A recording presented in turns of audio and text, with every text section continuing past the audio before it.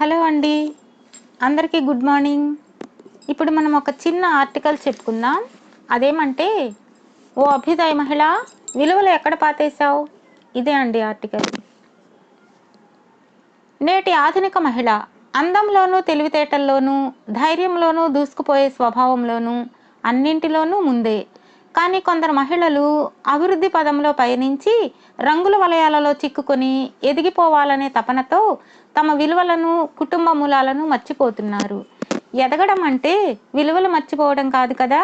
మనం బయట ప్రపంచంలో ఎంత ఎదిగినా, ఎంత పేరు ప్రఖ్యాతులు గడించినా మన కుటుంబ సభ్యుల ముందు ఒదిగి అణుకువగా ఉండడమే ఆ స్త్రీకి అసలైన అందం, ఆనందం.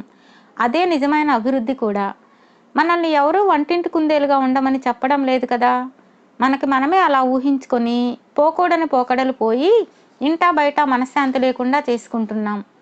మన దేశ సంస్కృతిలో పురాణాల దగ్గర నుండి నేటి మహిళల వరకు సమాజంలో స్త్రీలకు అత్యున్నత స్థానమే ఇచ్చారు. దాన్ని మనం భద్రంగా కాపాడుకోగలిగిన నాడు ఇప్పటికీ ఎప్పటికీ ఆడబిడ్డ పూజింపబడుతూనే ఉంటుంది.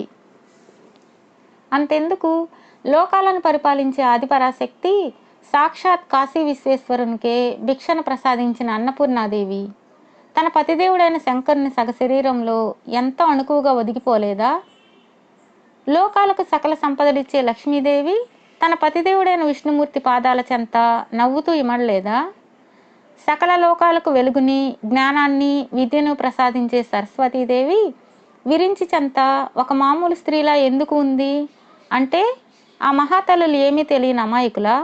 కాదు. అలా ఆ తల్లులు భర్తలకు విలువనిచ్చి పూజించారు కాబట్టే వారు సకల లోకాలలో సకల జనులతో పూజింపబడుతున్నారు. అది ఆడదానికి ఒక కళ. ఆడది ఎదురు సమాధానం చెప్పకుండా సైలెంట్గా ఉంటే మగవాడే వాళ్లకు దాసైపోతాడు. ఈ చిన్న నైపుణ్యాన్ని అలనాడు దేవతలే అవలంబించి దానిలో వాళ్ళు విజయం సాధించారు. వాళ్ళ ముందు మనం ఎంత? కొందరు స్త్రీల ఇంట్లో అత్త, మామ, భర్త ఎవరికి విలువ ఇవ్వకుండా తన అభివృద్ధే ధ్యేయంగా, తన గుర్తింపే లక్ష్యంగా భావించి విలువలు మరిచి అనేకమైన తప్పుడు దోవలు పడుతున్నారు. సరే, వారు అలా అభివృద్ధి చెంది గుర్తింపబడ్డారనుకోండి. వాళ్ళను చూసి సంతోషించేవాళ్ళు, గర్వపడేవాళ్ళు కుటుంబ సభ్యులే కదా. వాళ్లే లేకపోయాక వీళ్ళ అభివృద్ధి ఎందుకు, గుర్తింపు ఎందుకు?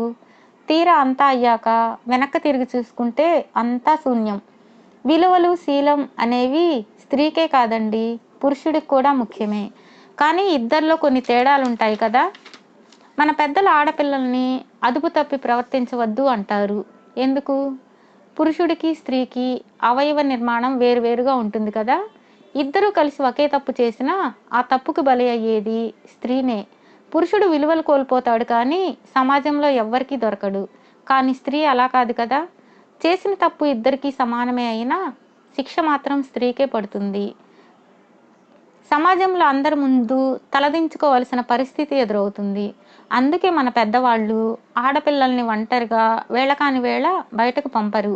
మగాడికి లేని తప్పు, సిగ్గు నాకెందుకు, ఇద్దరం కలిసే కదా తప్పు చేశాం అని మీరనుకుంటే మీ ఇష్టం. వాడు కనపడకుండా తిరుగుతాడు, మీరు మాత్రం ఆ పాపాన్ని కడుపులో మోస్తూ అందరి చేత చీత్కారాలు పడుతూ నాకు అదే ఆనందం అనుకుంటే అది మీ కర్మ. అలా కాకుండా మన పూర్వీకులు అవలంబించిన పద్ధతులనే మనం కూడా పాటిస్తూ వారి విలువలను కాపాడుతూ సమాజంలో మెలగాలి అనుకుంటే వదిలేసిన విలువలను తిరిగి ధరించండి. ఇంకా పాతేయకండి.